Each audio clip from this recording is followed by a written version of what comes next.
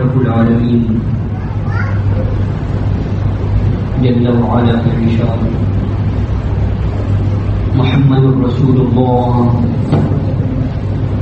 والذين معه أشداء على الكفار رحماء بينهم تراهم ركعا سجدا يبتغون فضلا من الله ورضوانا سيماهم في وجوههم من أثر السجود ذلك مثلهم في التوراة ومثلهم في الإنجيل. اللہ رب العالمین نے ارشاد فرمایا محمد صلی اللہ علیہ وسلم اللہ کے رسول ہیں اور جو لوگ ان کے ساتھ ہیں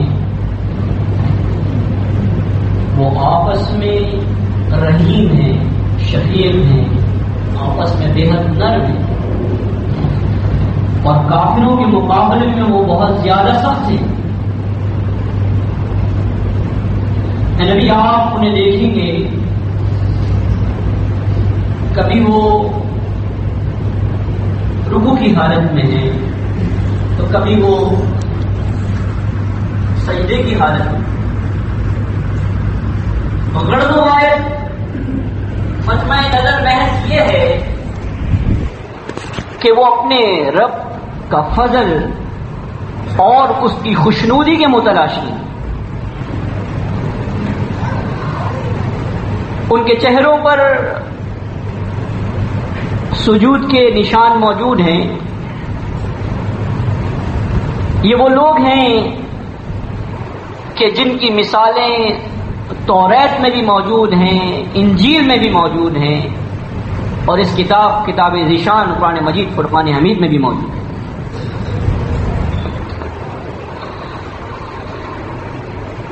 شان صحابہ رضوان اللہ علیہم اجمعین. جب ہم بات کرتے ہیں ان لوگوں کی کہ جنہوں نے محمد الرسول اللہ صلی اللہ علیہ وسلم کی مصاحبت اختیار کی، آپ کے خوشی اور غم کے ساتھی تھے، آپ کے ساتھ سفر اور حضر گزارا، ہر مرحلے میں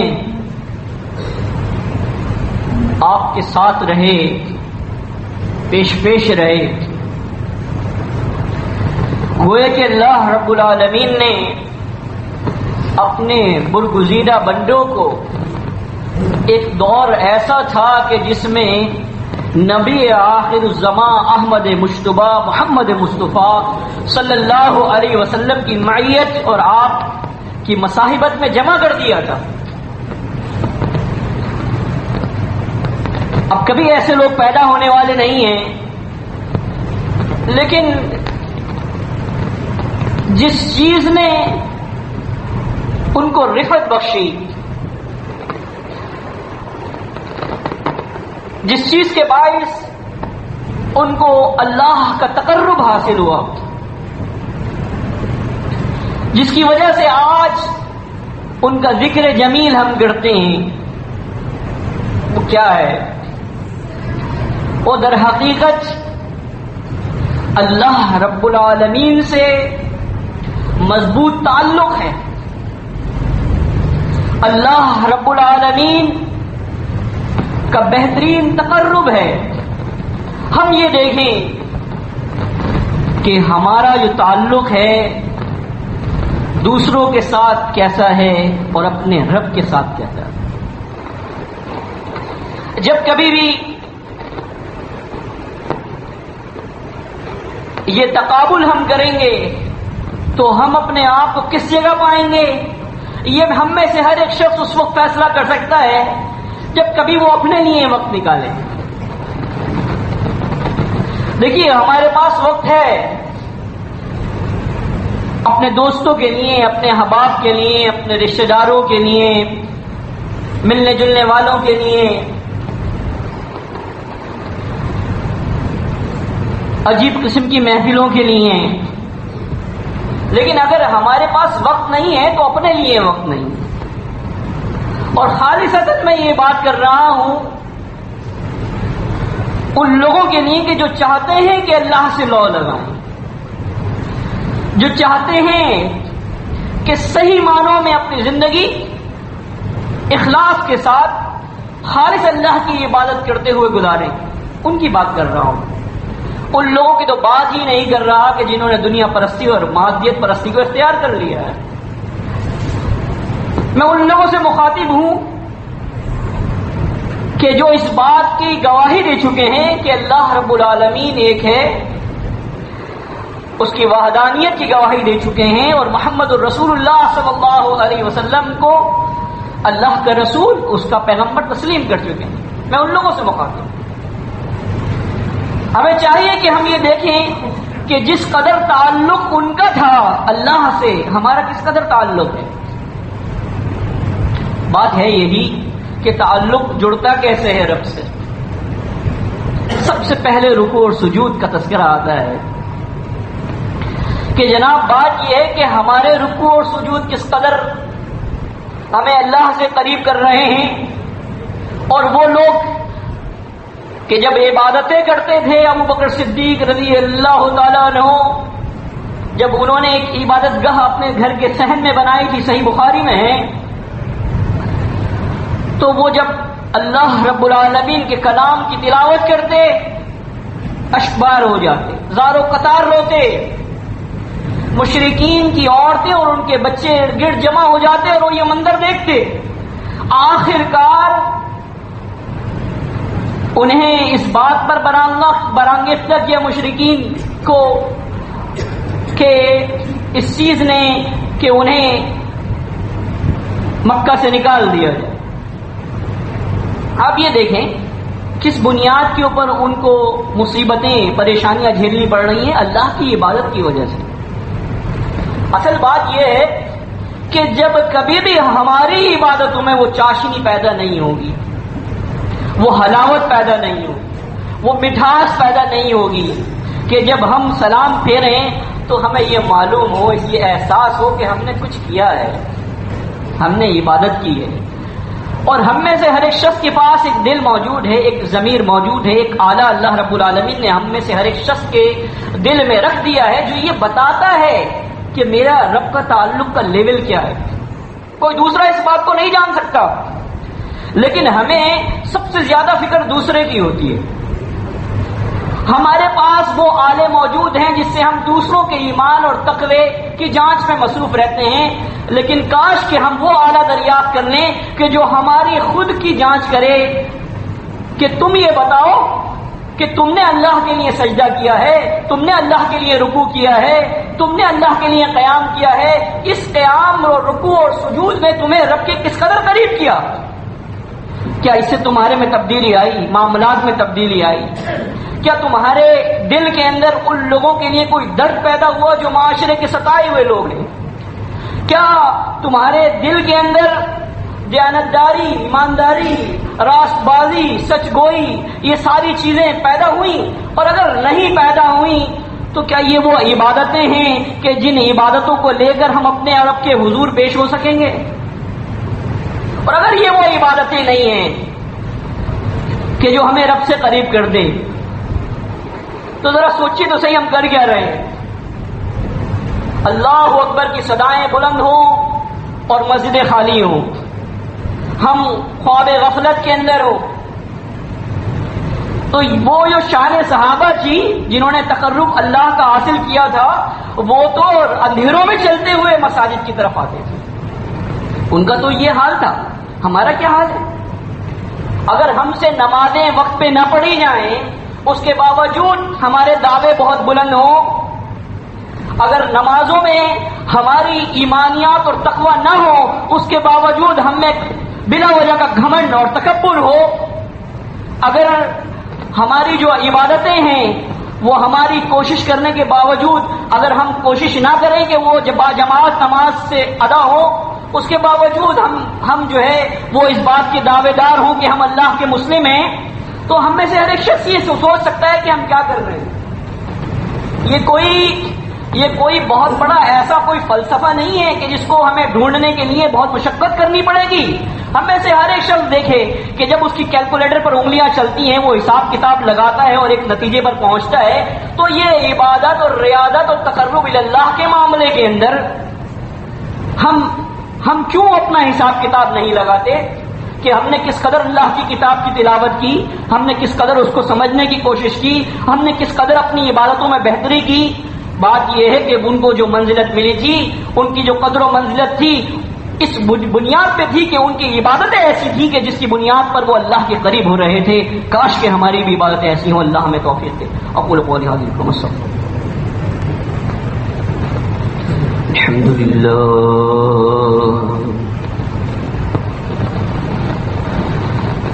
سبحان اللہ وبحمدہ سبحان اللہ العظیم سبحان اللہ وبحمدہ عدد خلقہ ورضا نفسہ وزنة عرشہ ومداد کلماتہ. إن الحمد لله نحمده ونستعينه ونستغفره من يهده الله فلا مضل له ومن يضلله فلا هادي له وأشهد أن لا إله إلا الله وحده لا شريك له وأشهد أن محمدا عبده ورسوله أما بعد. اللهم صل على محمد النبي وأزواجه أمهات المؤمنين وذريته وأهل بيته كما صليت على آل إبراهيم إنك حميد مجيد. اللہ رب العالمین نے ارشاد فرمایا وَأَلْزَمَهُمْ كَلِمَةُ التَّقْوَى وَكَانُوا أَحَقَّ بِهَا وَأَهْلَهَا. صحابہ کرام رضوان اللہ علیہم مجمعین وہ لوگ تھے کہ جن کے ساتھ ہم نے تقوی کو لازم کر دیا تھا. وَكَانُوا أَحَقَّ بِهَا وَأَهْلَهَا، وہ اس کے حقدار تھے اور اس کے اہل بھی تھے. بات یہ ہے کہ اللہ رب العالمین کی خشیت، اس کا ڈر، اس کا خوف جن لوگوں میں پیدا ہوتا ہے وہ لوگ ہوتے ہیں یبتغون فضلا من اللہ ورضوانہ، جو اللہ کے فضل کے متلاشی رہتے ہیں. جو آدمی نکھٹو ہو، ہاتھ پہ ہاتھ رکھے بیٹھا ہو، اس کو کوئی کامیابی ہاتھ نہیں آتی. کامیابی ان لوگوں کے ہاتھ آتی ہے کہ جو اس کی تلاش میں. دنیا کے اندر ان لوگوں کو آپ کامیاب دیکھیں گے جنہوں نے شب و روز محنت کی ہے کامیاب ہونے کے. جو دنیاوی لحاظ سے ہم کامیابی کی بات کریں. اچھا ہم یہ کہیں کہ آخرت کے اندر ہمیں کامیابی مل جائے، اور ہمارا یہ دعویٰ ہے کہ ہمیں یقین بھی ہے کہ ہمیں مرنا ہے، تو آخرت کی جو کامیابی ہے کیا یوں ہی ہمارے حصے کے اندر آ کے گر جائے گی؟ ایسا نہیں ہے. فرمایا یبتغون، وہ اس کے متلاشی رہتے ہیں. فضلا من اللہ ورضوانہ، اللہ کی خوشنودی کے طالب رہتے ہیں.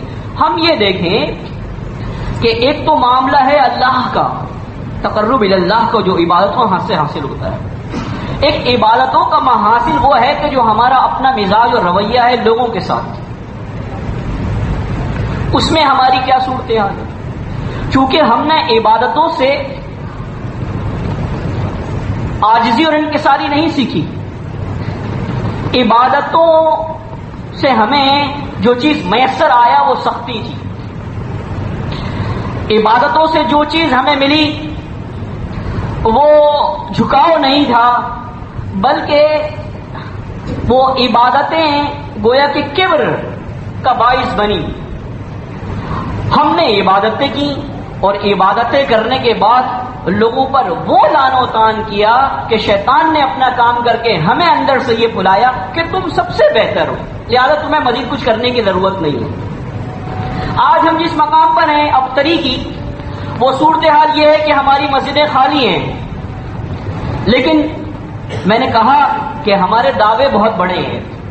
تو کیا یہ دعوے جو یہودیوں نے اور عیسائیوں نے کیے تھے کہ نحن ابناء اللہ و احباؤہ، ہم اللہ کے بیٹے ہیں، ہم اس کے مقرب ہیں، یہود و نصارہ نے یہ کہا تھا کہ جنت میں کوئی نہیں جائے گا، لن يدخل الجنت الا من كان هودا او نصارا، مگر جو یہودی ہو جائے یا عیسائی ہو جائے، اللہ نے کہا تلک امانیہم، یہ ان کی خام خیالیاں ہیں۔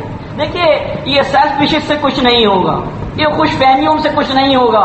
بات یہ ہے کہ اگر ہم ایک جعلی نوٹ دکان کے اوپر لے کے جائیں گے تو وہ ہمارے منہ پہ مار دیا جائے گا، لیکن اگر یہ عبادتیں کہ جن سے ہم خود مطمئن نہیں ہیں اور ہم ان کے اندر بہتری پیدا کرنے کی کوشش نہیں کر رہے، تو کیا ہم سمجھ سکتے ہیں کہ اس کی بنیاد پر ہمیں اللہ کا تقرب حاصل ہوگا، اللہ کی خوشنودی حاصل ہوگی؟ وہ معاملات جو ہمارے آپس کے اندر ہیں، جس کے اندر ہم یہ کبھی کوشش نہیں کرتے کہ ہم جھک جائیں، یا ہم کبھی کوشش نہیں کرتے کہ ہم 5 قدم پیچھے ہٹ جائیں، یا ہم کبھی کوشش نہیں کرتے کہ ہم نیچے بیٹھنے کے اوپر راضی ہو جائیں، تو کیا یہ معاملات ہمیں اللہ کے ہاں سرخرو کریں گے؟ ہم نے سوچا ذرا اپنے آپ کے معاملے میں، جن چیزوں کو اللہ نے سب سے زیادہ زور دیا ہم پر، ہمارا ان کے معاملے میں کیا رویہ ہے؟ حقوق اللہ کے بعد حقوق العباد کے بارے میں سب سے زیادہ جس چیز پر زور دیا وہ والدین کے حوالے سے ہے۔ میں پوچھتا ہوں جن لوگوں کے والدین حیات ہیں یا ان میں سے کوئی ایک حیات ہے کہ ان کا کیا رویہ ہے ان کے ساتھ؟ دوسروں کے ساتھ گفتگو کرنا، دوسروں کے ساتھ بات چیت کرنا، دوسروں کے ساتھ وقت پاس کرنا، اور پھر اپنے والدین کو وقت نہ دینا، یا ان سے نرمی سے پیش نہ آنا، یا ان کی ضروریات کو پورا نہ کرنا، اور عیدین کے دنوں کے اندر بھی سب کے لیے بنایا، سب کو خوش کیا، اپنے ملنے جلنے والوں کو بھی، اپنے جو ہے وہ ساتھ رہنے والوں کو بھی، سب کو خوش کیا۔ جناب والدہ کے لیے کوئی گفٹ نہیں ہے، والد کے لیے کوئی گفٹ نہیں ہے۔ کیوں بھائی؟ والد کو کیوں گفٹ دے؟ والد کو کیوں تحفہ دے؟ وہ تو گھر میں ہی رہتے ہیں۔ بھائی بات یہ ہے کہ سب سے زیادہ حسن سلوک جن لوگوں کے لیے کہا گیا ہے وہ آپ کے والد ہیں، آپ کی والدہ ہیں۔ آپ نے ان کے ساتھ کیا کیا؟ اس کے بعد جو لوگ ہیں وہ آپ کے اقربا ہیں۔ اقربا چونکہ وہ ہمارے قریب ہوتے ہیں تو لہذا وہ ہم سے سب سے زیادہ دور ہوتے ہیں، اس لیے کہ ہماری خامیوں سے وہ بہت زیادہ واقف ہوتے ہیں۔ ہم نہیں چاہتے کہ ایسے معاملات کے حوالے سے ہم ان کو قریب رکھیں۔ اللہ کے بندو، یہ آپ کی خوش فہمی ہے اگر آپ کو کوئی بتانے والا موجود ہے، یہ آپ کی خوش فہمی ہے، یہ آپ کی خوش قسمتی ہے کہ اگر اللہ رب العالمین نے کچھ ایسے لوگ آپ کے ارد گرد پیدا کیے ہوئے جو آپ کو آپ کی برائیوں پر ٹوکتے ہیں۔ اس وقت سے ڈریے کہ جب آپ کو کوئی بتانے والا موجود نہ ہو، اس وقت سے ڈریے کہ جو آپ کو کوئی متنبع کرنے والا نہ ہو، اس وقت سے ڈریے کہ جب کوئی شخص ایسا نہ ہو جو آپ کی خامی کو بتائے اور آپ کو پتہ بھی نہ لگے، اور آخر کار آپ ایک ایسے موڑ پر پہنچ جائیں جہاں سے واپسی ممکن نہ ہو۔ اللہ کے بندو، ہمیں آپ کو سوچنا چاہیے کہ ہم کیا کر رہے ہیں ان لوگوں کے ساتھ کہ جو مسافر ہیں، ان لوگوں کے ساتھ کہ جو اس معاشرے کے ستائے ہوئے لوگ ہیں، ان لوگوں کے ساتھ ہم کیا کر رہے ہیں۔ اگر ان لوگوں کو رفت ملی تھی، ابو بکر کی میں نے بات کی تھی، صدیق رضی اللہ عنہ، کس نے ان کی صفت بیان کی تھی؟ جب وہ جا رہے تھے ان کو نکال دیا تھا ابن دغنہ نے، کہا تمہارے جیسا شخص نہ تو نکل سکتا ہے نہ نکالا جا سکتا ہے۔ انک لتصل الرحم، تم صلہ رحمی کرتے ہو، تحمل الکلہ، ناداروں کا بوجھ اٹھاتے ہو، تکسب للمعتوم، پریشان حال جو لوگ ہیں ان کے لیے کماتے ہو، وتقری الضیف، اور تم مہمانوں کی مہمان نوازی کرتے ہو، وتعین علی نوائب الحق، اور حق کے تمام معاملات میں تم لوگوں کی مدد کرتے ہو۔ اے ابوبکر، تمہارے جیسا آدمی نہیں نکالا جا سکتا۔ کیا یہ کردار ہم میں ہے؟ اگر یہ کردار ہم میں ہے تو بہت اچھی بات ہے، اللہ رب العالمین سے ہم اجر پائیں گے۔ لیکن اگر یہ کردار ہم میں ہیں تو محض نغمہ خوانی کرنے سے شان صحابہ کی کچھ نہیں ہوگا۔ بہتر یہ ہے کہ ہم اپنے اندر اپنے لیے روز ایک وقت نکالیں کہ جو صرف ہمارے لیے ہو، اور اس دن کا ہم محاسبہ کریں کہ آج ہم نے کیا کیا۔ ہمیں آج کا دن کیا واقعتاً خیر کے مطابق ہم نے گزارا؟ کیا ہم نے اللہ کے حقوق ادا کیے؟ کیا ہم نے اللہ کی کتاب سے نسبت پیدا کی؟